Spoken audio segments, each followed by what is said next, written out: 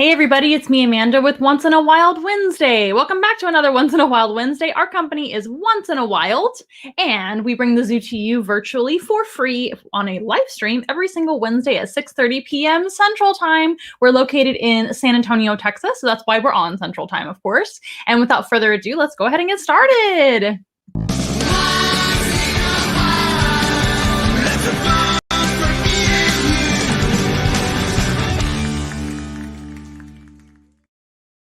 So hello and welcome back to Once in a Wild Wednesday, where we bring the zoo to you virtually through a live stream, which is free of charge every single Wednesday evening at 6:30 p.m. Central Standard Time. And we're happy to see all of you guys that are watching right now. And if you have any questions or comments or words of encouragement, please feel free to leave them in the comment section down below as we live stream together. This is always a very interactive event, and we're going to be meeting 3 beautiful animals today. As usual, we usually bring out about 3 animals to meet you guys. Sometimes it's a surprise and it's only 1 animal. Sometimes it's a surprise and it's over 3 animals. But today we're back to our regular type show, if you will, for meeting 3 animals per show. So we have some really cute ones to meet you guys today, and they are absolutely beautiful and you are going to love them. I'm going to give everybody a few more minutes to start viewing. I see 1 viewer watching right now. Hopefully there's more than that. And thank you so much for tuning in. If you haven't subscribed to our YouTube channel yet, please do us a favor and stop what you're doing and subscribe. Make sure to subscribe, like the videos, as well as turn the notification bells on as well, and so you don't miss any of the live streams or uploads that we upload. We are working on more video collaborations coming up, which should be a lot of fun. We're actually filming some more of those tomorrow, so stay tuned for that. And make sure to subscribe to all of our collaborative partners, if you will. You can find, I believe there's a playlist down below. You can find our collaborations on our playlist on YouTube, so check it out. Hello, Nikki. Nikki's here and she says, heck yeah, let's see some animals. Feel free to ask all the questions and comments that you want to leave for me, Nikki, if you want. Hello, Donna. She's tuning in as well. Love your profile picture today, Donna. And we are actually going to be talking about reptiles today. And before I keep going, I want to make sure you guys know all the details of what goes on here. So Once in a Wild is a mobile zoo here in San Antonio, Texas. We can service San Antonio as well as surrounding cities and bring the zoo to you in person, whether it be for a special event like your child's birthday party or an office event, which is always a lot of fun for your office parties and get-togethers too. Thank you for tagging your friend, Donna. If you guys want to tag your friend, make sure and do that as well. I really appreciate that. That way they can know what's going on and the show's on, right? Also, you can hire us for classrooms as well. I know that school is almost over, but there's always summer school and summer camps and fun things like that. So if you guys would love maybe like a Boy Scout or Girl Scout presentation here in South Texas, I would love to help you out. Or if you have any special event at all, we can honestly bring the animals to any event and make it a little bit better and a little bit more fun, right? So we have all sorts of animals, including mammals, birds, and reptiles, as well as amphibians and creepy crawlies too. There's something for everybody here at Once in a Wild. And if you don't have, if you're not anywhere close to us, you don't have the ability to do an in-person animal encounter, you can also hire us for a virtual animal encounter where we can jump on a Zoom meeting and basically bring the zoo to you virtually, just like right now. This is a free live stream, of course, but we can actually have a private encounter for you, and you can customize and pick the animals if you want to, or keep it a surprise. That's always fun. You can let me choose 8 animals of my choosing, or you can choose 8 animals that you would like to see, whether they fit your curriculum for a class or you just want to see specific ones. I do not blame you at all. You can actually pick them if you would like, and you do get to see 8 animal species for an hour-long Zoom. So those are really fun as well. So those are great ways to support us, as well as you can donate via Venmo, Cash App, and PayPal. All those links are listed down below, and I believe we have a link on our website as well for all of that too now. Onceinawild.com is where you can find most of our information, right? Including all of our what we offer at Once in a Wild in general, right? And our merch, as well as what we do, who we are. My name is Amanda Winter. I'm the owner and founder and animal specialist here at Once in a Wild. I've been a zoologist for a while now and a zookeeper, animal trainer, and animal person in general for over 18 years. So I would be the person helping you out most of the time with the animal programming. Anyway, so that's enough about Once in a Wild. Let's go ahead and get started with today's program. We're actually going to be talking about reptiles today. If you know me for 5 minutes, you'll know that I love reptiles. And if you are getting to know me whatsoever, you'll know that they're some of my favorite animals. Reptiles are very misunderstood and actually pretty lovable animals, believe it or not. And a lot of people even want reptiles for pets. Now, I don't necessarily condone having everybody have a reptile for a pet, because they may not be the best pet for you or your family. And pets are certainly not toys. They're not just for kids. They're not just like an impulse buy. They shouldn't be, right? We want to make sure that they are a family member and they are well taken care of and they have the best care that they can have. So it's always important, no matter if you're adopting a dog or cat, a snake or a lizard or a bird or anything at all, fish, it's always important to do all the proper research before you adopt that animal, right? You should know how to take care of them. You should know what to feed them. You should know where to house them if they're appropriate for your home, and if you have space for them, and if they're going to thrive in your care. That's the most important part, right? We don't just get animals to have as like an accessory or a toy or just because we want them, right? I appreciate you guys that love animals and you want them in your lives, but it's always responsible to do your research prior to doing so. And that's also something that we specialize in here at Once in a Wild, is helping you out with your animal and pet care at home, even cats and dogs and all sorts of pets that are domesticated. But today I thought I would talk about a very, very, very popular subject, and also something I've been asked a lot, and that is which reptiles make the best pets. And there are three that I brought today, that actually I recommend over all the rest of the reptiles. And you might be wondering what they are, right? So I'm going to go in order of the third best, in my opinion, to the second best, to the first best pet reptile for basically kind of beginners. I wouldn't necessarily condone a child getting this animal by themselves, but for a family, these animals would work out just fine, in my opinion. All three of these reptiles are pretty well available, and there's lots of information on how to care for them, which is partially why I select them. Because it's really important for somebody, especially if it's their first pet reptile or first reptile that they're taking care of at all, that there be plenty of information out there and sources to make sure that you can research even without me helping you. And if there's something that you need to know, you can look it up on the internet or ask somebody else or ask me, and the information is there. These three animals have been in the care of humans a long time, and we know a lot about their care, and we're always learning and improving their care. And also, all three of these are pretty easily handled and docile and don't necessarily bite. They all have mouths, so they can, but I'm not gonna lie. But they all are easy to feed, easy to care for in general, at least somewhat easy, right? And I mean, a dog to me isn't that easy, but there's plenty of resources and sources to be able to care for a dog, right? That's what I mean. So all three of these are not inclined to bite, although they can, of course, but that's any animal. But and if you don't want an animal that bites, then consider maybe not having an animal at all, because it's always a possibility. But I digress. But all these three I have recommended are, like I said, the care is, it's been going on for a while. There's lots of sources and resources to research and know about and whatnot. And all three of these are also pretty common, like I said, and you can probably get them pretty easily as well. All three of these are easily, in my opinion, you can probably easily find some that are needing to be adopted instead of just shopping for them. So you might even be able to get some of these for no charge or very little money as well. So anyway, I digress.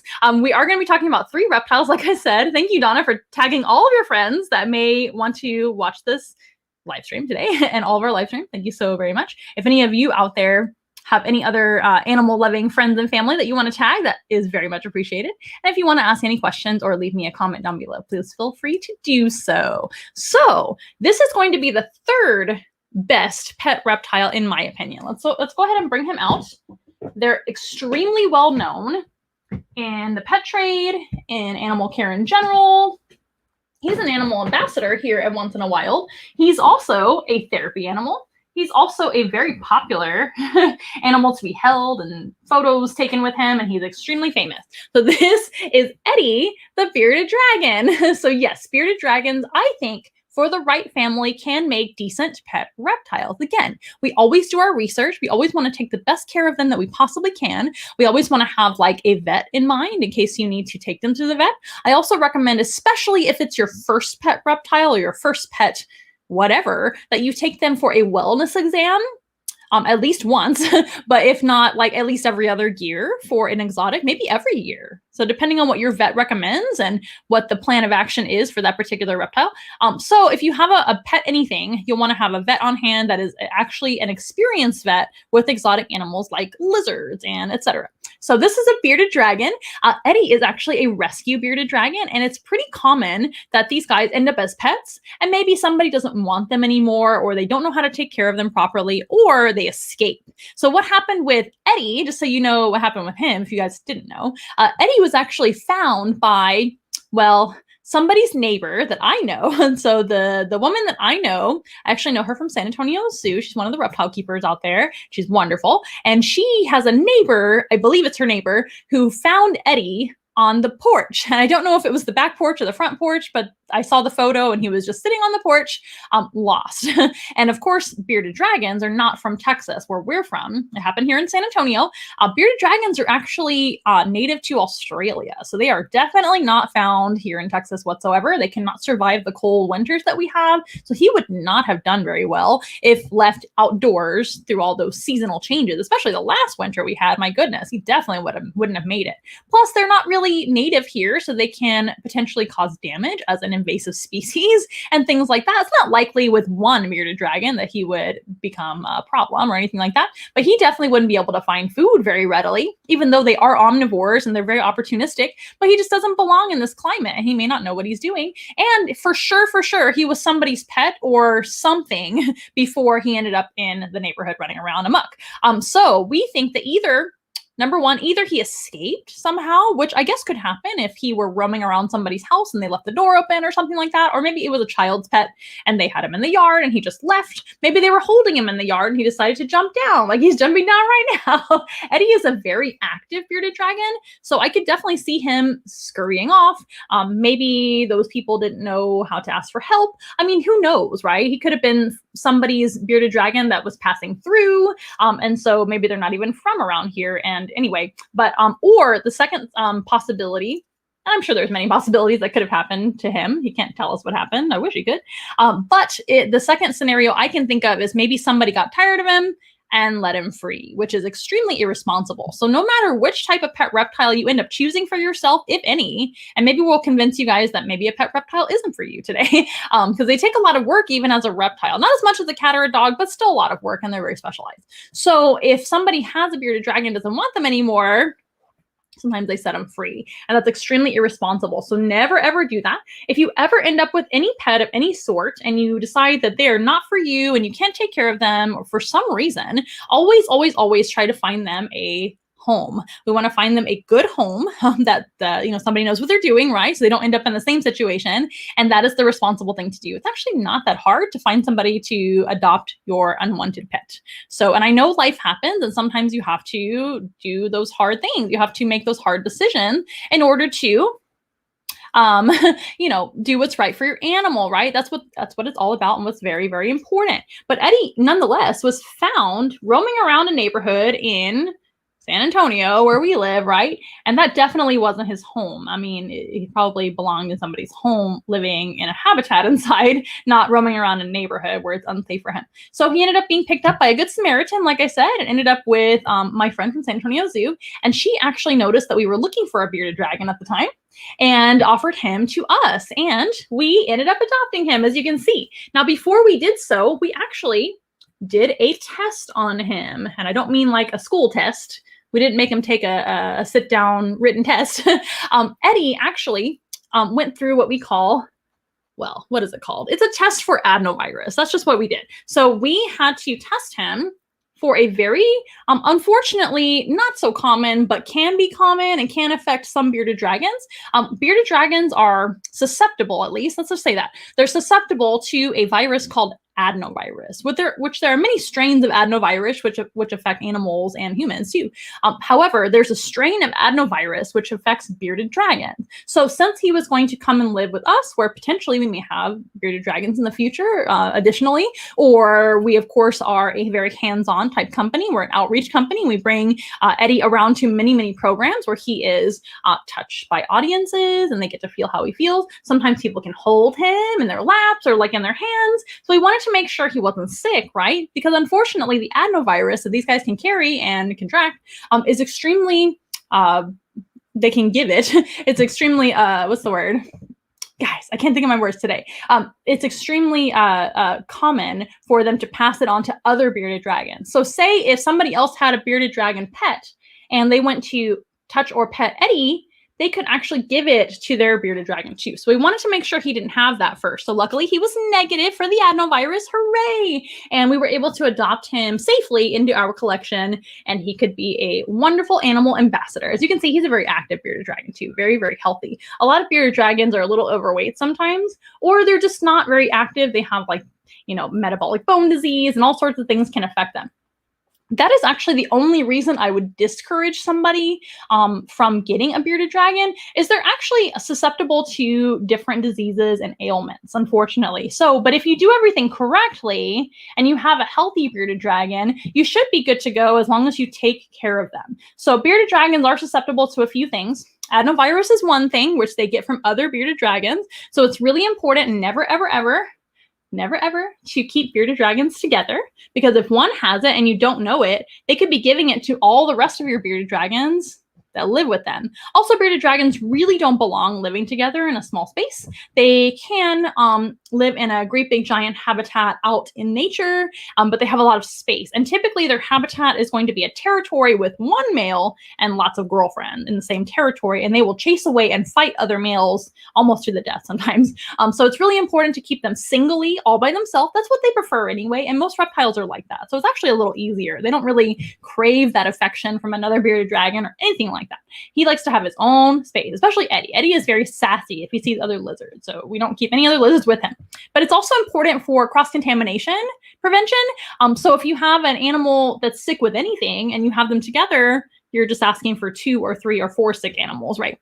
So adenovirus is one thing they can get from other bearded dragons. So it's really, really, really important once you find your exotic vet to have them tested for adenovirus. And it's a very painless and easy test. They just do a little swab on his hind end. Yep, they did. They just swab on your hind end, and then they send it off to a lab and they say positive or negative. And it's as easy as that.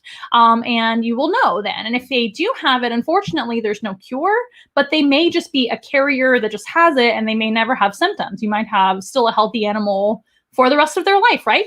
But at least you'll know, and you won't get any other bearded dragons, and you'll know to never let people like hold them and touch them that aren't your family and things like that. So that's just the responsible thing to do, is if you adopt a bearded dragon, no matter if it's a baby, an adult, anything in between, it's always important to get them tested. That's very, very important.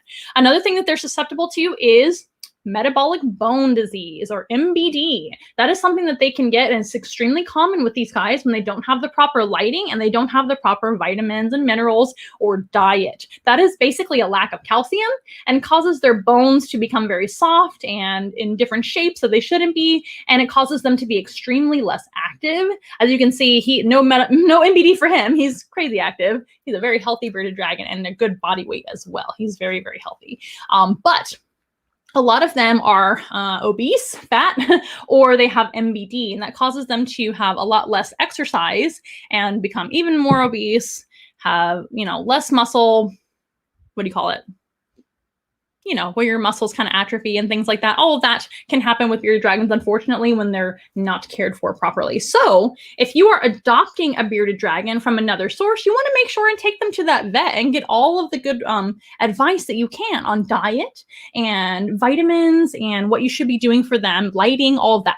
So when you set up your bearded dragon, that's another task. They do need a very, very high quality ultraviolet light. There are many that I recommend, and if you need specifics on that, feel free to message me anytime. But also you can do your research. There's plenty of research, sources out there that you can learn about reptile lighting, but they do need very, very strong ultraviolet light. This is a diurnal species, which means they're out in the daytime basking in the sun. Natural sun is best. And it does not count if it's coming through a window. Taking them outside for a little bit of sun is good, but in their habitat too, they absolutely do need an ultraviolet light as well to bask under during the day. And during the day as well, they also need a heat lamp that needs to be the appropriate temperature. Now, a lot of people ask me, what's the appropriate temperature for a bearded dragon? It honestly depends. It depends on how big the habitat is that you're keeping them in. So for specifics, it's always important to look it up. You might even need to change your bulbs seasonally, the heat bulb, I mean, in order to accommodate summertime, wintertime, etc. Because typically in the summertime in your house, it's probably going to be warmer. Also, if you live in Florida or Texas, Louisiana, California, it's not as cold as it is in Utah, Iowa, etc. You know what I'm saying? So it all depends. So again, it's really important to look it up and do your research to see what your veterinarian or animal expert that you know recommends before you set it all up. Also, they need appropriate substrate, and that goes for all animals, right? And all reptiles especially. Certain substrates are safe for bearded dragons to be on, but other things work too as far as their flooring. You can use tiles or slate rocks, all sorts of things. You can use a variety of things. That's what I do. And again, it's just important to do your research. But we don't want to keep them on something that they could eat and swallow and get impacted and things like that. And we don't want to be keeping them onto something too dusty, like super dusty sand. Never ever use calcium sand for any animal. It's not good for anybody. So again, it's important to do all your research. So these guys do have a lot of special needs, but when all of their needs are met and you have a healthy bearded dragon that's on the right diet, that's another thing you have to look up is diet. These guys are omnivores, so they need a salad with all sorts of different types of vegetables, including healthy greens, as well as veggies on top as well that you have to finely chop for them. Eddie here gets a salad about 2 or 3 times a week. I typically leave it in there a couple of days as well so he can snack on it. I typically also put either live or dried bugs or worms on top, so it encourages him to eat a little better. And every time he gets a salad, he also gets a calcium supplement, and once a week he gets a vitamin. So I know there's a lot to know, but it's really important for me to at least give you the brief overrun of what these guys need before you just go adopt one on impulse from a pet store or something like that, right? Those pet store ones, you never know what they can have because they're kept with multiple animals most of the time. So again, it's really important to get them vet checked and checked for that adenovirus too. But also, not only does he get a salad with fruits and vegetables and worms and bugs on top, he also gets live bugs about 3 times a week as well. Those can include super worms, crickets, dubia roaches, all sorts of good bugs, sometimes wax worms and things. His favorites are really any of the bugs that I listed. He loves to eat. He's a good eater. He's a healthy weight as well. Even with all that eating, we don't overfeed him because we don't want him to get fat. They can be susceptible to all sorts of problems if they get too fat. And he is not fat. Isn't he cool? So the good things about bearded dragons, I've listed all the challenges with them: their housing, their feeding, their substrate, the diseases and problems that they're susceptible to. That's really good to know about, though, right? They're a lot of work. But honestly, once all of that is, put in place for them and done for them, it'll become routine to you. It's not a big deal once it's set in place. And once all of that is set, they actually do very, very well in the care of humans. They don't seem to be a stressed out type animal in the care of humans. Some wild type animals tend to not do as well as like a bearded dragon or some others, right? But and they're also very docile for handling, and they're very, very good calm animals that aren't really prone to bite. They can bite. They do have a big mouth full of teeth, so it's not like an impossibility, but it's super rare that you'll get a bearded dragon that wants to bite you or your children and things like that. And they're perfectly happy being held.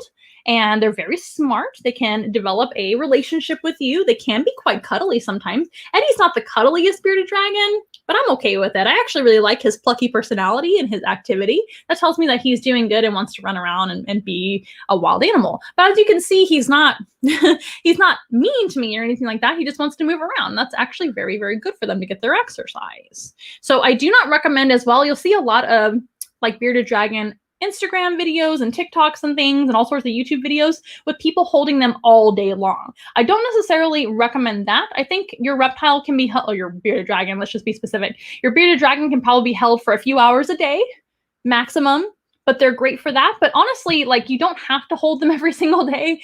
They're not an animal that craves your attention. I know it really feels like it sometimes. And he's giving me the stink eye right now, but I know you guys at home are doing the same thing, but they're actually okay to be left alone for a day or so, which is kind of a good thing. They're pretty independent. Again, they're not a social animal except for breeding purposes, right? So they're pretty good about that. But they typically retain their calm, chill personality, even if you don't hold them for a few days. It's okay. But if you want to, and your family is super into them, and you want to be holding them every day, that's okay too. Just make sure they get plenty of time in their habitat to warm up, to thermoregulate. You'll want to keep your lamps on one side and your water on the other side. There's a lot to know, right? And maybe we'll do, if you guys would you guys like, say yes or no, would you guys like a more thorough bearded dragon care live stream? I would love to do one of those for you. A couple of weeks ago, we did a rabbit care video, and it was 2 hours long. It was super long. Hopefully I won't go that long about bearded dragon, but there's a lot to talk about. So maybe I'll do a specific one on bearded dragon sometime. That might be a cool chat to have with you guys, and a cool content video as well. I think it would help a lot of people. So maybe I'll do that for you guys soon. But these guys, like I said, if you set them up correctly, they need to be in their habitat most of the time. So we take Eddie out for programs. He does travel with us to lots and lots of school programs and animal therapy sessions and all sorts of fun things, and just fun shows and things where people can meet him. Look at that beautiful face. He's like, yes, I'm famous and I know I'm handsome. He does know. But he is in his habitat most of the time. And I do hold him maybe 3 or 4 times a week maximum. And he is still the best ever. So it's not really an animal you have to really train that much, although it's good to be gentle with them, right? We don't want to let little ones hold them and grab them too tightly and play with them like a toy. They're not toys, but they do actually tame down very, very nicely if they're not already puppy dog tame. Let's see what you guys have to say. So many comments. Very, very good. Hello, hello, hello.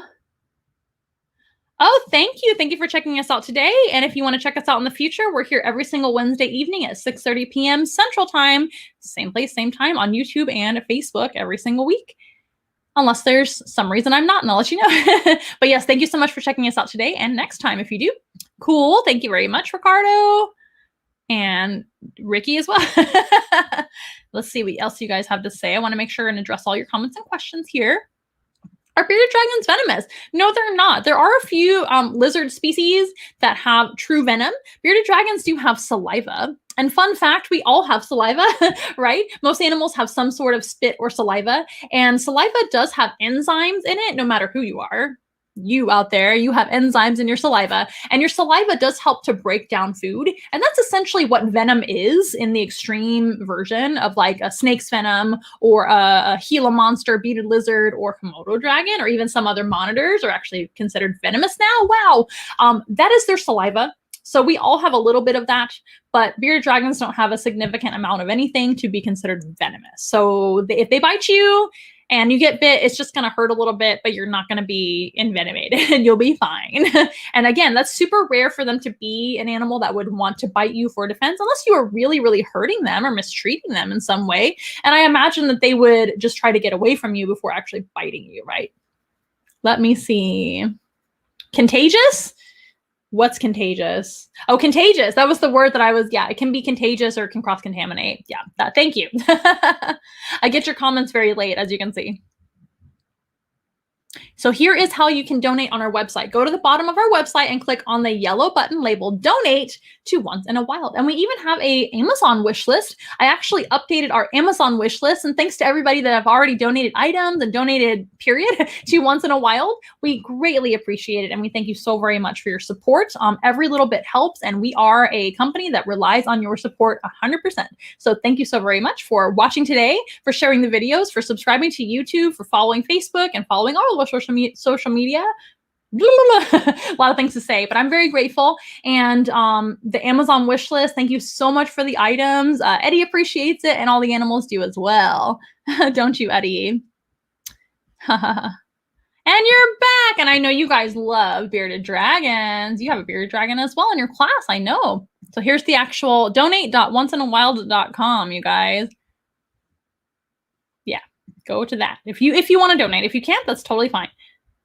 Yes, that's what I just said. And thank you for saying great facts. I always try to do my best. I don't know everything, and I'm always learning. And please let me know if you guys out there are experts too, and you have any other fun facts or things that you think people should know about bearded dragons. Bearded dragons don't live forever, by the way. They are average going to be living anywhere from 10 to 12, but can live as long as around 15 in human care, only when kept properly. But they're very popular pets, and I totally understand why. They're wonderful animals for handling, and they tend to adapt very well in human homes when properly cared for, right? You read that bearded dragons can walk on two legs, but they can also sometimes sleep standing up. Is that true? I'm not sure about the sleeping standing up thing. I've never heard that before, and I've never seen it. Typically, bearded dragons will grab onto a branch or some kind of something and kind of hug it and go to sleep on the branch or whatever they're on. Sometimes bearded dragons will lay on the floor of their habitat or on the ground in the wild, I guess, and just sleep like that. Sometimes they'll go underneath something and sleep. It just depends on what they're feeling like, I guess, or what's comfortable that night, just like humans, right? We sleep in different positions too, and probably depends on the individual as well. Oh, and walking on two legs. I've never seen a bearded dragon do that. Not to say that they couldn't do that when running at full speed ahead, but typically they run on four legs.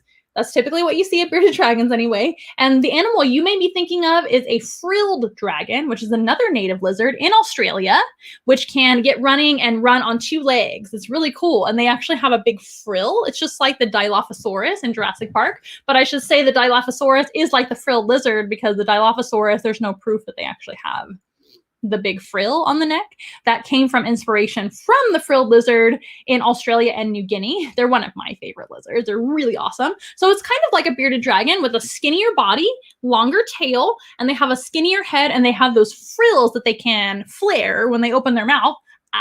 And those flared frills will look really big and intimidating to predators. But if that doesn't work, they can't actually get running, and they can run on two legs, and then they'll usually climb up a tree to get away from stuff. They're very, very good at climbing. He's pretty good at climbing too, as a bearded dragon goes, but not as good as the frilled dragon. Yes. Is there a size difference in genders? Not a very big difference. Definitely not anything near like what the iguana is, like green iguanas and rock iguanas and things. There are other lizards too, like tegus, that have a bigger size difference than a bearded dragon. Bearded dragons in general are about the same, male and female. They do have different features on their body, and you can tell the gender when they're a little bit, like when they're old enough to tell. Babies, it's really hard to tell unless you're some kind of expert or breeder. I certainly don't know how to gender them as a baby, but as adults, they're actually pretty easy to tell. Personality wise, they're both great. So if you have a single bearded dragon anyway, and it's male or female, you're sure to have a decent companion. They're usually about the same personality wise. I would say males are a little bit sassier, but not with you, with other lizards, because they're defensive about their territories and their girlfriends and things. But as far as the size difference, it's not that noticeable to me. I think it's barely a difference. I've seen some really big female bearded dragons that are about the same size. That's adorable. Thank you so very much. Yeah, he is super cute, isn't he? He is so handsome.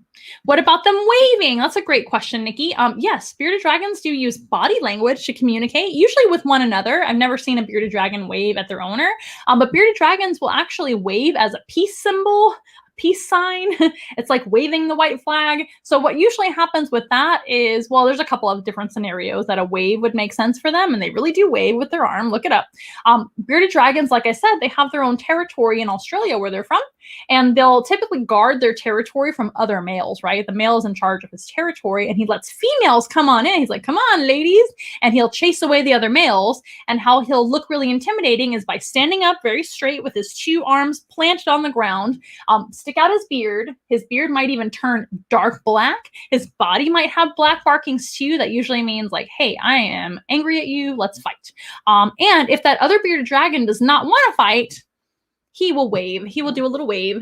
Say, oops, didn't mean to step into your territory, bud. I am leaving. And they will leave. If that other bearded dragon does not want to back down and does want to fight, he will plant his feet down too, stick out his beard. They might bob their head like this and communicate with each other that they're very mad. And then they might have a little bit of a battle. Hopefully one of them will back down. But that is a typical scenario where they will wave as like a, hey, I don't want to fight today, and plant their feet down if they do want to fight. Does that make sense? And also, females will wave as well as a signal to like, hey, mister, I like you. You can be my boyfriend. So it's kind of like means a few things. It might even mean more things to us, to them, that we don't know, right? The class pet loves to wave. He does? Oh my goodness. You are going to have to take a video of that for me and send it to me. I would love that. Well, again, this is our, in my opinion, today we're talking about the best pet reptiles or the best animal companion or class pet reptiles. And there are several, don't get me wrong. I think that these three are probably the best ones in my opinion. Because again, there's lots of resources, there's lots of information that you can study and get to know. There's lots of vets that take care of them and things like that. That's always good. And they're fairly handleable. Most of them don't bite. They're fairly readily available, and things you need for them are fairly available in most stores and things and grocery stores. So that's why we're recommending these three. And he would be like third down the list. And we're going to go up to number one last, okay? So this is number three, the bearded dragon. And again, this was Eddie, the bearded dragon. Let me know pretty please if you guys have any questions whatsoever about lizard care or any animal care. Feel free to text me down below at my number. My number's right down there for you. You can also message us in so many ways on social media or directly on our website. If you guys need help whatsoever, I'm here for you. That is exactly what I'm here for. So please don't hesitate. I would much rather an animal do well after you ask me questions and I helped you out than for you to be shy and not ask me questions. So I am 100% available for you guys, okay? So if I don't answer right away, just understand I'm busy with other things, but that is exactly my passion. I love to help you guys out with animal care and to answer any questions that you may have about your animals, right? Among many other animal things. So that is Eddie the bearded dragon. Mr. Eddie, we're happy to have you in our life and we're glad that you found your way to somebody's front porch that was very nice to you and did the right thing by finding somebody to take care of you. Okay, so thanks, Eddie. You did a great job. That is a bearded dragon, and bear with me while I put him down and put the lid back on his travel enclosure and all those things. We got to get him secure before we move on to our next animal, right? Because again, he doesn't really care for other reptiles and lizards, right? So the next potential pet reptile that I sometimes recommend for all you lizard lovers out there. Bearded dragon is typically on the list too. Leopard gecko is also on the list sometimes too. But in my opinion, this lizard coming up next, I'm going to make you guys guess. Let's see if you guys can guess which lizard I recommend the most for a potential animal companion in the right family. Not for everybody, right? With proper research, proper care. I think this next lizard makes an even better pet lizard than a bearded dragon. And to each his own, you might like bearded dragons better or leopard geckos or crested geckos. It's none of those. Let's see if you guys can actually guess the next lizard. It is one in our animal collection that you've seen before. I'm going to make you guys guess. It's also tegu. Tegu is a great guess. It's tegu with an E. Tegu is how you spell that. But you're very close.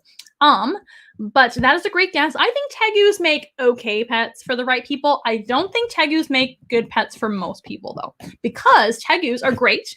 But they require a lot of space and they get very large potentially. Lulu, our Colombian black and white tegu, is not the biggest type of tegu in the world, and she's a female, so she's not the best. So she's not the worst is what I meant to say as far as size goes. She does live in a 200-gallon enclosure. So that's a lot of room. And also tegus are extremely intelligent. Not the bearded dragons are not intelligent and not the next lizard is not intelligent, but tegus need a lot of stimulation, a lot more training than the next potential animal pet, a reptile pet, and also a little bit, I would say a teeny bit harder to feed and care for and get the proper humidity and lighting and things. This next lizard is really hard to not take care of properly. Let's see what else you guys had to say. Iguana, definitely not an iguana. That is the worst lizard pet in my opinion. So green iguanas, to me, make the worst pet lizards on the face of the planet. There might be worse ones like maybe Komodo dragons. But as far as like a more common type pet lizard, iguanas are definitely not a good choice. Leopard gecko, I think does make, that would probably be like number 4 on my list of potential, at least for lizards. There's some other types of reptiles that I recommend over leopard geckos, but for in general, I think leopard geckos make pretty decent animal companions for the right family. However, some leopard geckos are a little bit skittish. They can lose their tails easily if you hold them incorrectly. So they're a little bit more fragile than this lizard that's coming up next. So it's something bigger than a leopard gecko. And I guess I'll just go ahead and show you if you want. You're narrowing down all of our lizard choices that you remember, aren't you? Do they produce one egg at a time? No. Bearded dragons and many other types of lizards do lay eggs, but they also have multiple eggs at once. I believe bearded dragons can have around a dozen or less. They can have like one sometimes, I'm sure. But typically it is multiples. Chameleon. Chameleon is the second worst pet lizard, in my opinion. Chameleons are far more safe to handle for you, but for them, chameleons are not safe to handle. They're very fragile. And also chameleons are very, very, very, very, very prone to disease, illnesses, and all sorts of bad things. They need extremely specialized care. They are one of the few type of lizards that if you don't catch their illnesses right away, they can pass away very quickly. They're not really a handling type reptile. They're more of a looking at type reptile unless you're an expert. So no, not a chameleon, although chameleons are my absolute favorite lizards, but they're extremely specialized. Chameleons are kind of like having like an orchid or a fragile flower like that. If you don't get their humidity just right and you don't get their temperatures just right and you don't get everything just right, they can pass away very easily. So not a chameleon, but a good guess. You guys want to see it? Not any of those. So this is another type of lizard from Australia, matter of fact. So it's not a leopard gecko. It's not an iguana. It's not a chameleon. It's not a tegu. It's this guy. Hello, look at this guy. This is BT, the blue-tongued skink. That's right, blue-tongued skinks make really decent reptile pets for the right family. Again, not for every last family, and they're not toys, and they're not for children, right? Not just for children, although they're pretty handleable as far as reptiles go. I would say the bearded dragon is a little bit less wiggly than this guy, but these guys are almost just as good. However, they're very, very easy in comparison to a bearded dragon or other lizards to care for. They're typically very tough. They're opportunistic omnivores, similar to a bearded dragon, but it's a lot easier to feed them because they don't necessarily even need live bugs to eat. In fact, this guy doesn't really eat live bugs that much. I've tried to feed him crickets and live worms, and typically he's like, I'm too lazy for that. Just give me a bowl of food. So that's easy, right? Also, as far as their lighting is a lot easier to, like if you make a mistake, it's not going to be detrimental to this animal. They're not as susceptible to MBD, although they can get metabolic bone disease, MBD, but it would take a lot of mistakes to cause this animal to become sick. They're very hardy. They typically don't have like all the problems that other lizards can have. Also, they're fairly handleable, as you can see, especially when this age and up. These guys are very easy to handle, very calm. They're not really prone to bite. They might wiggle around a little bit. They're extremely soft and smooth. They have wonderful personalities, and they're really fun to watch. And they're super cute, right? They almost look like a cartoon to me.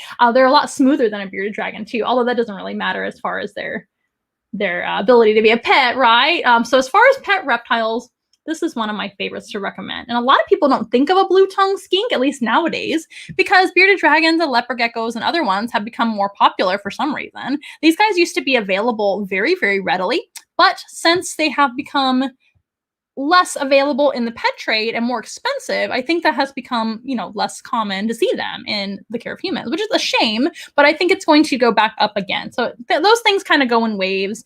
Sometimes animals become less legal to import, which is a good thing, right? Bearded dragons went through that. And now there's plenty of people that breed bearded dragons in the care of humans. So there's no need to import them from Australia anymore. These guys are still imported sometimes from Australia and surrounding islands. This guy is actually an Indonesian blue-tongued skink. Beautiful colors and everything. Indonesia has them too. And they are still imported sometimes, but they're also becoming less and less legal to import from certain areas and things, which is good. We want to make sure and preserve those blue-tongued skinks in the wild, but they are very, very easy to care for. You can keep them on mulch. You can keep them in maybe a 40 to 50 or 60 gallon enclosure pretty much their whole life, as long as they come out for a little bit of exercise now and then, and they're properly lighted and they have water to drink. It's really hard to go wrong with these guys. They're not as susceptible to getting their diet wrong because they're extremely hardy as far as what they eat. They're typically an opportunistic omnivore or scavenger. So when you talk about scavengers, for example, tegus are scavengers too, and there's lots of examples of scavengers. Bearded dragons are a lot less often to be a scavenger, and so they need more fresh foods and things like that. These guys do well on dead mice, dead worms, dead crickets, and also dog food, cat food, bananas, eggs, things like that. So it's really easy to give them a little bowl of food and just feed them like that about 3 times a week. And they do just fine. So BT's favorite food is bananas. He really likes dog food. We give him all different types of grain-free dog food that I have. I have all sorts of animals here, so there's a variety of that. Also, we do, what else do we do? Eggs, worms, snails. They really like snails. That's their favorite food in the wild. Bananas, all sorts of fruits. So they're really cool and really easy to feed. The tongue is blue. Let's talk about that. Why is the tongue blue? Is he an aquatic lizard? They're not aquatic. They kind of look like a salamander, don't they? But they're not slimy like a salamander or an amphibian. They're reptiles. So they're just very smooth and sleek looking with nice, smooth, and wonderful scales that are not slimy or dirty at all. They're very clean. They're actually kind of snake-like, which I love. I love the way snakes look. So he's just beautiful. But they do have that blue tongue for a couple of different reasons. So this type of lizard lives in the Australian continent, or Australasia too, and surrounding islands too. And when they go about their business in the wild, they pretend to be snakes. So this type of lizard would be strictly on the ground. They do not climb at all, which is another easy thing about them. You don't have to provide them with perching or anything to climb. You can give them fun things to do in their habitat and fun decoration, but it's more going to be like burrowing themselves, digging under something. So it's a lot easier, in my opinion, to set up as well. And you can't really go wrong. So these guys, they don't climb. They're going to be on the ground. And when they're in the grass or the sand or the dirt, their legs are very easily hidden. So they look just like a snake. And in Australia, there are several snake species like vipers and other venomous species that are dangerous to most animals. So most animals leave them alone if you look like this kind of snake that he looks like. And he specifically would look like a death adder. That is what most blue-tongued skinks are mimicking, is death adders, which is a type of viper, and other similar snakes like that. So most animals will leave him alone just fine. But if they get closer and spot that he's a lizard, then they might try to eat him. So that blue tongue mimics the same color as the death adder's tongue. They're a bluish blackish color. Just when he's like, he's all bent around like a ferret. When he sticks out his tongue just casually, it kind of looks like a snake's tongue a little bit at first glance. But if they get closer, he can really stick out his tongue. It's really cool looking. They go like that, like a rock star. And they stick out their tongue, and their tongue is really bright blue the more they stick it out. It looks really weird. And that big open mouth looks really crazy too. They don't often do it with humans because they're very tame with humans most of the time, as long as they're used to you. But out there in the wild, it's a different story. If he saw a hawk, an eagle, a fox, something like that, a natural enemy of his, a dingo, a dog, a cat, something, he may stick his tongue out and look really scary. And that bright blue color will signify something dangerous, typically. So blue coloration is one of the most rare. Blue and purple are some of the most rare colorations in nature. So if another animal sees a bright, weird color, they're going to think, ooh, that animal might be poisonous. That animal might be dangerous. Something's happening. So that's the idea. They're trying to scare away their enemies. But look at that face. He couldn't be cuter. He's actually not dangerous at all. Now, the bigger they get, the bigger their mouth gets, and potentially they could even bite their enemies. Again, they're not really inclined to bite humans, so don't worry. They're actually pretty sweet. If you do get bit, though, it does hurt quite a bit, but they're not really gonna use that as their first go-to to attack you or anything like that. They're actually pretty cool. And what else? They could bite to defend. They don't really have much of a claw to defend, so they don't really scratch. But they'll hide their legs, look like a snake, hiss, open their mouth, show the tongue, and if none of that works, they might bite, and they can also drop their tail. That would be the only, I would say, drawback to this species. The other one I would probably say is a little bit of a drawback is when they're babies, they tend to be a little bit skittish, but they typically go through that phase really quickly, and then they become very, very docile and tame. So when you first get one, and it's your first blue-tongued skink, if you're considering adopting one, I would consider adopting an older blue-tongued skink. It may take a little bit of searching to find you one, and it might be a little more expensive, but trust me, it's worth it if it's your first-time reptile or skink in general, because you know that they're healthy, they're eating, doing well, they live a long time. These guys can live like into their 20s, so they live a lot longer than the bearded dragons too. And also, as far as I know. And also these guys, like I said, when they're babies, they kind of go through a little skittish phase, but that's normal because they are, afraid.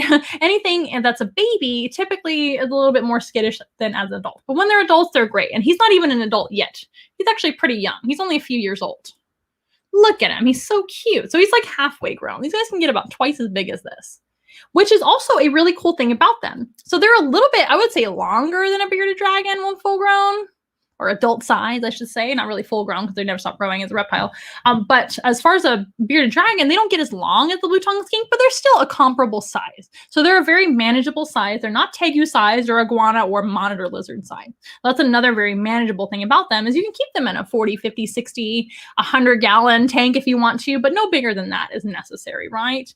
So they're very manageable for most people. So I highly recommend them. I think they're very easy to care for. You still want to have your veterinarian on hand just in case, and you want to do your wellness exams. But I have rarely, knock on wood, everybody knock on wood, ever had a sick blue-tongued skink. Bearded dragons, unfortunately, get sick quite often. Or they can, because, you know, we rescue them and things like that. So a lot of times that does happen. Also chameleons. Chameleons are the #1 reptile that I have had to bring to the vet in all of my career.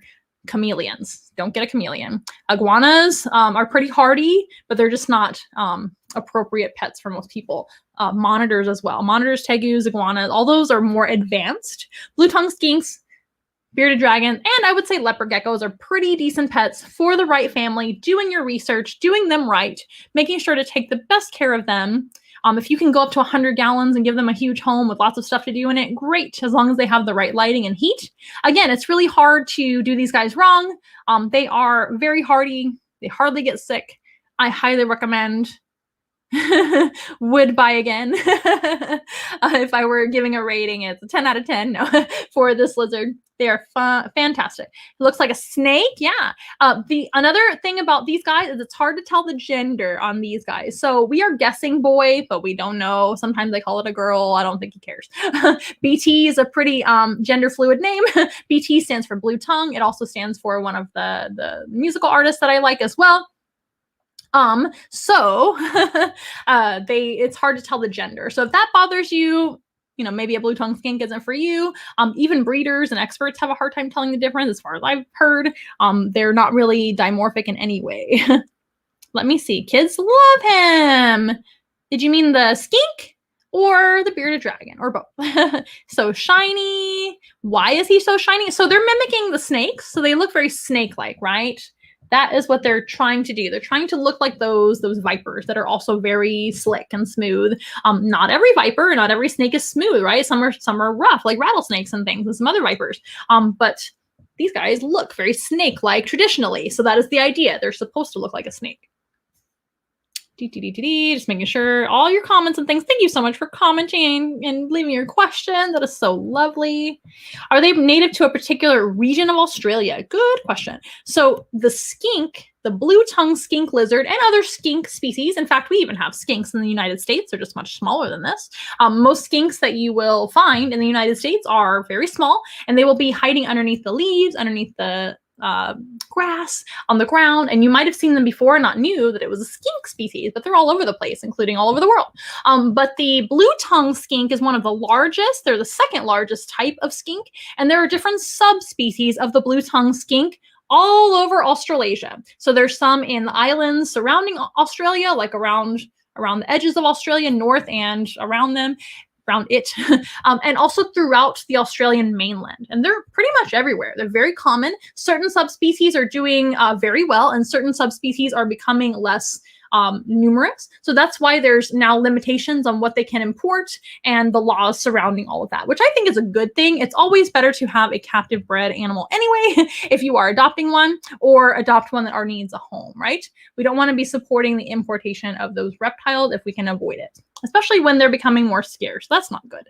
So yes, they're actually quite common as a whole species throughout Australasia, but there are many subspecies, like this one's an Indonesian blue-tongued skink, and they vary based on where they come from, specifically in Australasia.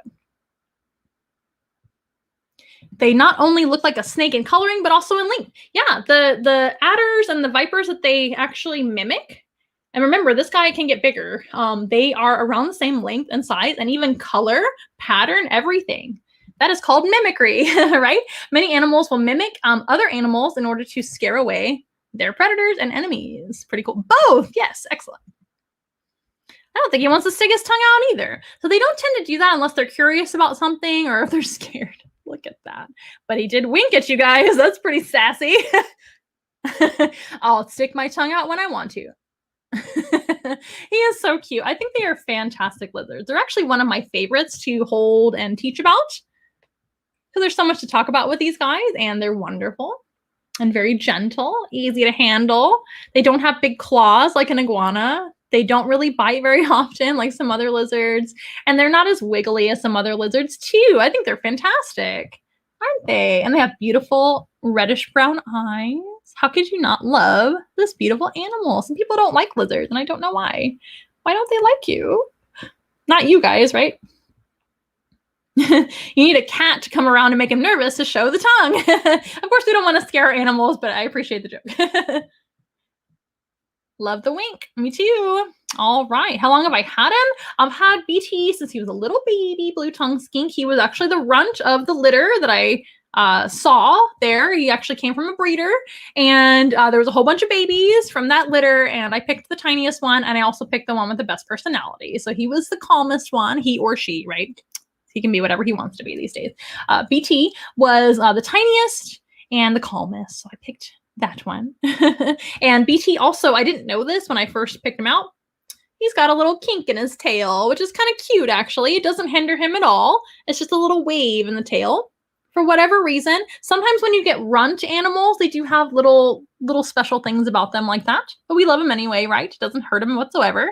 This type of lizard can also lose their tail and regrow their tail, which has never happened. That's actually just the original tail. It's just a little bit wavy.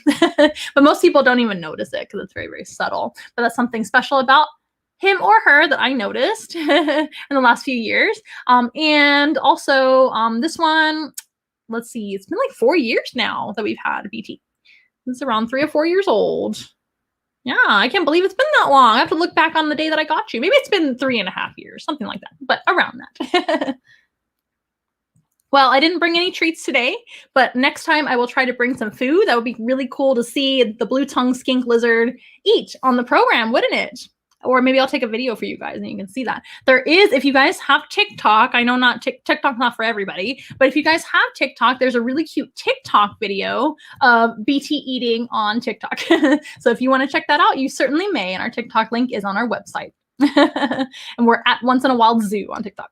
Okay, BT, you did a great job of being a great example and animal ambassador, and why I highly recommend blue-tongued skink lizards as animal companions if you're the right family and have done all your research and you really want a pet lizard that's a little bit bigger, but not huge, right? They don't get too big.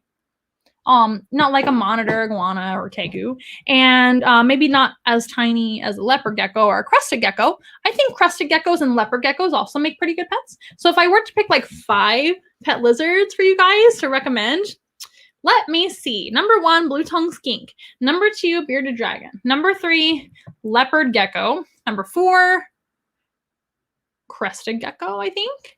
What would be number 5? Number 5, I gotta think about that. Let me think about that and I'll get back to you. So now coming up next is going to be the number 1 pet reptile that I recommend for the right family, doing their research for the right home, not for everyone, because this isn't for everyone. If you don't like animals, you shouldn't have a pet. If your whole family isn't on board, you shouldn't have a pet, because it's not a toy, it's not an accessory, etc. Now, it's okay if you or one family member is the main caretaker. Everybody knows that I'm the main caretaker around here, and I do have people that help me take care of the animals too, don't get me wrong. However, you know, growing up and everything, I was usually the one taking care of the animals, and that's okay. But also you need someone to help you take care of them. If you're younger or if you go out of town, you need a veterinarian. You need to make sure to do all your research, have the proper housing, feed your animals properly, etc. So what do we think? Number 1, what do we think is the 5th pet reptile I would recommend, or pet lizard I would recommend? And then the other guess, I want you guys to guess, is going to be the number 1 pet reptile, and it's not a lizard. And it's not a tortoise or a turtle or a crocodile. So it's another category of reptiles. My personal favorite. I think they're the easiest. I think they're the best. They're not for everybody. Some people are scared of these animals, but you shouldn't be because they're totally harmless. What do you guys think? Oh, thank you. That's great advice. I'm so glad that you guys like our advice around here. Here, Once in a Wild, of course, we're a mobile zoo. We're passionate about animal conservation. We're passionate about conserving wild animals, and we're passionate about all sorts of things. But we're also passionate about pet care in your home, which is why I typically do these videos. Also, they seem to be very popular. I get a ton of questions from people all the time about how to take care of pets and what pet reptiles are the best ones, what pet whatever is the best one, birds, mammals, all the things. How do I take care of my rabbit? So I thought I'd do that one for around Easter time to teach you guys about rabbit care and for people to go back and learn about. I did one about bird care as well. Snakes, that's right. Frogs is a good guess, but frogs are amphibians. And I don't really recommend frogs for everybody, but there are a few amphibian species that are pretty decent pets or animal companions for the right human or family, right? I would say fire belly toads are one of the easiest pet frogs to take care of. I know they're toads, but they're also a frog like toad, so I call them frogs. Those guys, we have some here at Once in a While, and I haven't actually featured them yet on the live stream. Maybe we'll do that next time if you guys want. But those guys are a little bit hard to present because they're not handleable. So the one problem with frogs in general is handleability. And that's another thing I wanted to keep in mind because most people want to at least pick up their pets from time to time and make sure that their kids can at least handle them or at least touch them from time to time. Another thing I want to make sure and teach you guys is always washing your hands after handling any animal. You could get sick from them if you touch all the reptiles and go eat your food and eat the gross things off your fingers and get sick. I want to make sure you guys don't get sick. So make sure and wash your hands after handling any animal whatsoever, your dog, your cat, your fish, your frog, your whatever you have at home. Birds, chickens are actually more likely to give you salmonella than reptile. Did you know that? Frogs can also give you salmonella. So frogs aren't really handleable. Certainly aquatic amphibians like firebelly toads and also axolotls, which we love here at Once in a While, and even Francis, the African bullfrog. Those guys aren't really handleable for most people. Of course, I do handle them to present them sometimes, or I'll have them like under glass to present them, which is a challenge for the live stream being under glass, but I'll figure it out for you guys. Don't you worry. The firebelly toads will be on the live stream sometime soon. However, that's more of like a look at type of pet, which is nothing wrong with that. Fish are great for that. Betta fish are my favorite fish to keep. What else? Frogs, like I said, all sorts of animals are great for like looking at, even chameleons. Not that I recommend chameleons for pets for anybody, but they're more of a look at type of animal. That's my point. Some tarantulas and things like that are like that. So not really frogs for in general. Also, frogs are amphibians and not reptiles. And we're talking about reptiles exclusively today, but you might have missed when I said that earlier. So is a type of snake. What kind of snake do we think Amanda at Once in a Wild recommends for the best pet reptile of all? Now, they're handleable, they're beautiful, they are docile, they always eat. Almost always. I guess I can never say always, but I've never had one not eat for me. They are not too big. They're not too small either. They don't need a whole lot of heat or humidity, at least where I live, because I live in a warm climate. They're perfect in every way, shape, or form. Ball python's a great guess. I actually do not recommend ball pythons for your first pet snake. I think some ball pythons make excellent pets. I think that most ball pythons are very handleable and very, very, very sweet and very docile. However, ball pythons have a lot of potential health issues. That is a shame, right? So ball pythons are from a very specific climate in Africa with the right humidity and everything else. Now, they have adapted pretty well to living in a person's home because there's tons of ball pythons that have been bred in the care of humans. The best thing to do to get a ball python is either go to a responsible breeder that can teach you all about their care and you know that they're eating already and you know how to take care of them and how to house them and what humidities and blah, blah, blah, all those things. But if that's not all in order, your ball python can have a slew of medical problems or health issues. They can go off food for months and months. Even if you've done every single thing right with your ball python, they can still not eat for months sometimes. That's just how ball pythons are.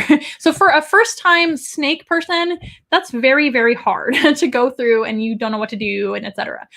Ball pythons have more health issues than any other pet snake I've ever seen, or snake in general. And most snakes don't have very many health issues at all. So for all those reasons, I don't necessarily recommend ball python. I think they're great for the right person, but they're not my favorite to recommend and not my favorite in general because of all their potential issues that they can have. They also tend to have humidity issues. They can get ill. They can get upper respiratory things. They can not shed properly, etc. This next animal, you're 100% right.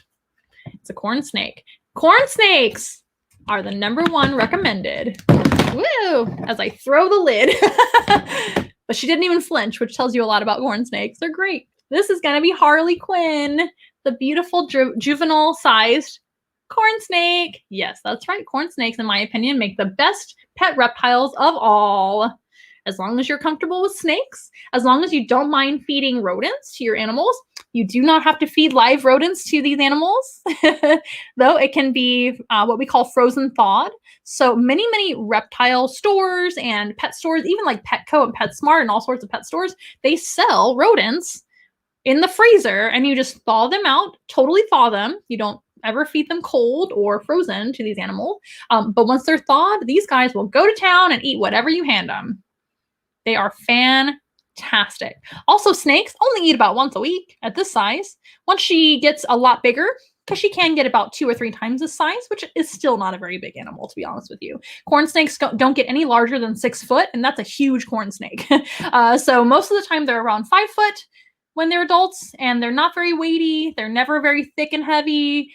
You can keep them in something 50 gallons and below. I wouldn't recommend going anywhere well, when they're adult, I wouldn't recommend anything below a 20-gallon, but that's still not very big of a habitat, right? And they're super easy to handle. As you can see, she's wonderful. They're extremely soft and touchable. They are going to be available in many different colors, but this is actually the natural color of a corn snake. She's called an okatee corn snake, which is a specific coloration that you can find in certain areas. And corn snakes are also from the US, so they don't need a ton of humidity. They need a little bit. They need water to drink. And they need some heat, but not much. So they're not a tropical species. They're from the US. They can be found in semi-tropical areas like Florida, Georgia, Louisiana, things like that. But they're not from Africa. They're not from a foreign country. So it's a lot easier to get their temperatures and parameters correct and for them to do well. They always shed well as long as they're properly cared for. They always eat. I'm going to tell you right now, as long as your corn snake is healthy and there's no problems and they're not totally in deep shed right now, they will eat for you, which is really great, especially when you're starting off learning about snakes and how to care for them. They're also extremely docile. They're totally harmless to humans. If you got bit by this animal, you would barely notice it. The 2 lizards that I recommend, and I still recommend them as potential pets for the right family doing the research. However, a corn snake's bite is far less severe than those 2 lizards. So these guys are totally harmless to humans. Obviously, they're non-venomous. There's nothing to worry about whatsoever. The only issue I would say with a corn snake is you want to make sure and have a secure lid because all snakes can escape. And that does happen sometimes. If this snake escapes in your home, she can get into any crevice. However, these guys are not a shy species. They're not a snake that's going to disappear and hide forever. They're probably going to pop out and say hello at some point if they happen to escape. So you'll likely find them pretty quickly. And there are tips and tricks on the internet and all sorts of research. And let me know if you need help to find a lost snake in your home. Don't let it happen in the first place. You want to make sure and have locks and everything on your lids or weights on your lids, something. But that I would say is the only, I would say like warning I will give you guys about a corn snake. Otherwise, they're virtually perfect in my eyes. If you're not comfortable with snakes, you're not comfortable feeding snakes rodents, then that's also a challenge in your particular household, but you probably shouldn't have a pet reptile at that point because even pet lizards, you're probably going to have to feed them some sort of live animal unless it's a Eurymastix or some other specialized lizards that only eat plants. But that's really rare as far as pet lizards go. What do you guys think? Your grandma says she would run away if she saw the snake. So that's a great point to bring up. I know snakes are not everybody's cup of tea. Maybe if you got to know them in person, you would learn to love them because they certainly are my favorite animals. And I promise you, they're totally harmless. Most snakes are. But I do understand that if somebody in your household is not comfortable with snakes, you don't necessarily want to bring a snake home because that's not fair to the other member of your family, right? To be uncomfortable in their own home. So you always want to ask permission. You always want to make sure it's the right choice for your family. Maybe wait till you grow up and you have your own home and you're a responsible adult. But other than that, I mean, those are the two main challenges: is being comfortable with snakes and feeding them, and potential escapes, right? So that's something we always want to make sure with any animal. But snakes are particularly kind of escape artists, aren't they? They don't have any hands, so it's pretty it's pretty impressive. But they can, push up a lid, believe it or not, and slither right out and be gone in your house somewhere. So that would be kind of, a challenge, of course. Why is it called a corn snake? That's a great question. So corn snakes are also known as the red rat snake. They're in the rat snake family. There are many different types of rat snakes, and actually other ones that I recommend the same as a corn snake for the best pet reptile of all time. The Baird's rat snakes are another really similar species, and we have 2 of those as well. And there's some other ones too, but the corn snake I recommend over all others because they're available to most people if you want one. They're pretty easy to find a nice, healthy specimen that's bred on the care of humans, etc. There's also many, many different colors that you can find and neat ones. They're also one of the calmer of all the rat snakes, but they're also known as the red rat snake for obvious reason. They are red on the top part of their body and most of their body, but on their belly, they're actually black and white and have a corn-like pattern. So somebody who discovered them and got to name them, I don't know who it was, they decided that this looked like corn. Their belly, right? To me, it kind of looks like a checkerboard or a chessboard, but I didn't get to name them. The red rat snake is actually probably a better name. Corn snake is kind of goofy. They don't eat corn and they don't really hang out in cornfields. I guess they could, but their belly looks like corn. That's the reason, not anything else. That is why the belly is so cool. Thank you. She's a beauty. Thank you. Thank you. Thank you. Thank you. How long does it take to thaw a rodent? The best and safest way to thaw a rodent or any meat item is in your refrigerator. So you take them out of the freezer. I typically thaw them in the refrigerator 1 to 2 days and they're good to go. And then you want to set them out in room temperature so that they warm up. Another way to thaw your rodents is what we call quick thawing. That does occur sometimes around here when we're in a rush. However, quick thawing is not ideal because you can lose some of the nutrients, and also there's more potential bacteria growth and things like that. However, snakes are very hardy animals and they can usually handle that just fine. But what we recommend is when you have your rodents in the freezer, you remove them, put them in the fridge. You can put them in a little baggie or a container of some kind, a little Tupperware or whatever you want. Put them in the bottom drawer of your fridge or wherever you keep your meats, or wherever you'd like to keep them. That's where we do. And, or on the bottom shelf or wherever you want. And a couple days at the very, very most, depending on the size of rodent that you're thawing out. For this animal, she eats pretty small mice at this age, right? She would eat no bigger than around this size of mice, which is another benefit of having this kind of snake, is they're not picky eaters. They'll eat whatever rodents you give them, or really anything. And also their food is never going to get super large, so it's very inexpensive to feed them as well. They only eat about once a week. Can't beat that, right, with a pet. And they only poop about once a week too. The bearded dragon and the blue-tongued skink, they eat a lot more than that, and they poop a lot more than that, but that's just how lizards are. Snakes eat far less often. Once she's an adult, she'll probably eat every other week, so that's even better. But once a week is fine for a corn snake. But that's what I usually do, is thaw them out for 1 to 2 days, and then I go feel the little thawed out rodent, and then you want to set them out in room temperature for like an hour to make sure they're nice and warm, and you don't want to feed them cold, okay?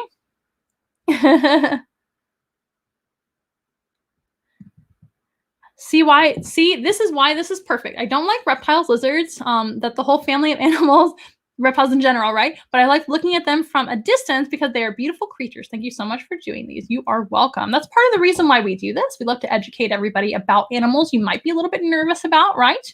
And it's a great and safe way, and hopefully comfortable way, for you to maybe face a little bit of your fears, or at least have a more comfortable experience, right? Meeting them in person is always fun too.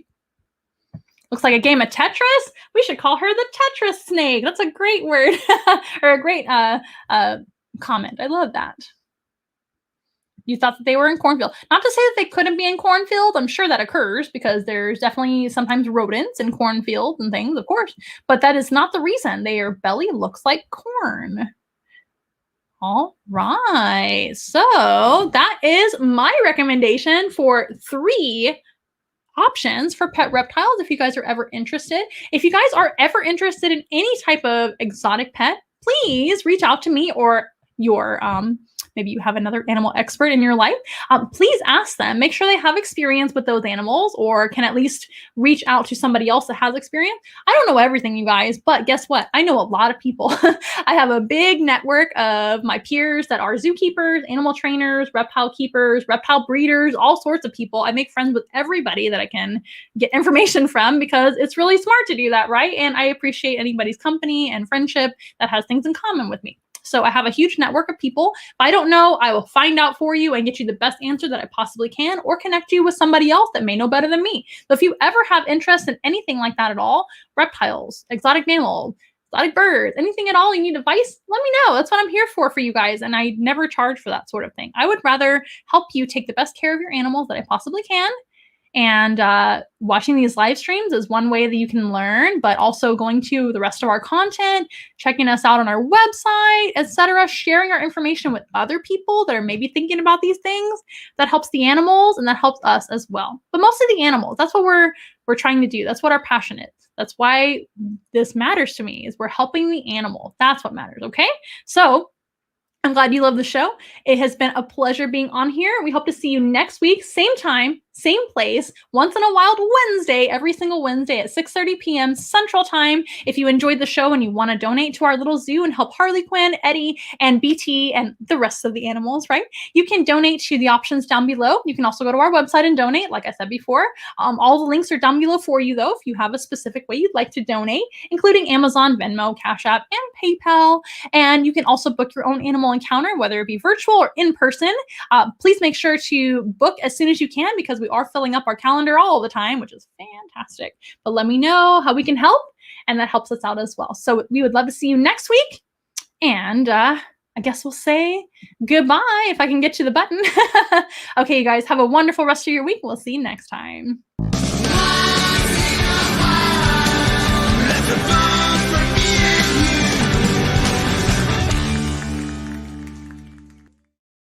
Well, I did it again. I did the same thing last week. I guess we're starting over. Just kidding. So I'll see you guys next week.